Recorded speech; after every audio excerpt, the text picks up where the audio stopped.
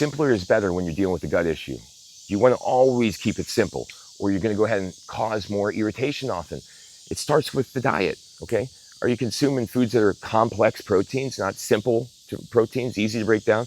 Are you consuming the eggs, the dairy, the nuts and seeds, the gluten, the processed food, the meat, the things that are hardest to break down? Are you not keeping it simple on your digestive system there? Are you also not keeping it simple with the ingredients? Are you eating 10 different ingredients at your meals? Are you having 5 different vegetables together? Are you having, 2 different types of fat together? Are we having too many ingredients at the meals or too much at the meals, right? This is a common issue. Are we also having too many supplements? Are we doing too many supplements? Do these supplements have too many ingredients in them, right?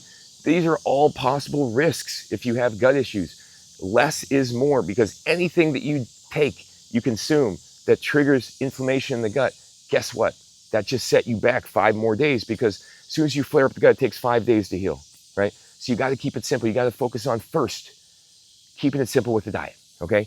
So with diet, you focus on something simple like apples for breakfast, apples and grapes, okay?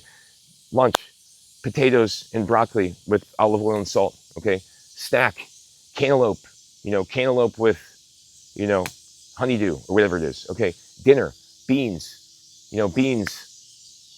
rice, tomatoes, green peppers, olive oil, salt, something like that, right?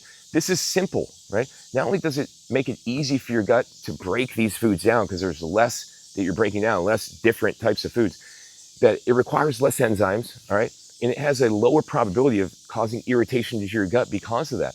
And if you are keeping it simple, you could also identify what foods are causing you problems.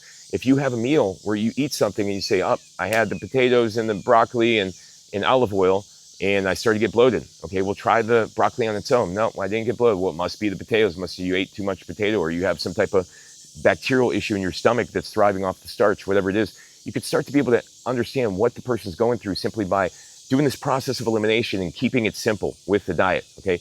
The next thing you want to do, and this is what I do with clients, I have them write down everything they're eating, the times they're eating, the symptoms that pop up, and we figure out what's actually causing the problems. We find a safe diet, and then we're able to actually heal, because we got a safe diet finally, and we build off of that. The next thing is the supplements, okay? Supplements, okay? Let me say before the supplements, too many ingredients at meals is also a problem. If you have a gluten-free bread, it's got 15 ingredients. You have something you're eating that's got 20 ingredients on the back of the package, it's gonna be a problem. It's gonna be a problem for your gut. So the next thing, okay, is the supplements. The supplements can trigger you immune responses, which can irritate your gut, and that will not be the simple way of doing it, okay? You wanna eliminate all the supplements when you start with the diet. You wanna figure out how your gut is feeling exclusively on the foods you're eating, okay?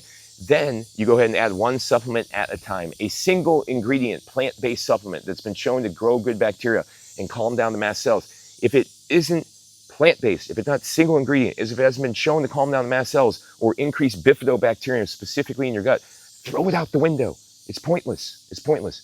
Things like acacia fiber, arabinogalactin, apple pectin, bee propolis, colostrum, these things are good for your gut. They will heal your gut. Beta glucans, these things will heal your gut up, heal the gut lining up, reduce the inflammation, calm down the mast cells, get you back to where you want to be, but you can't have irritants in your diet.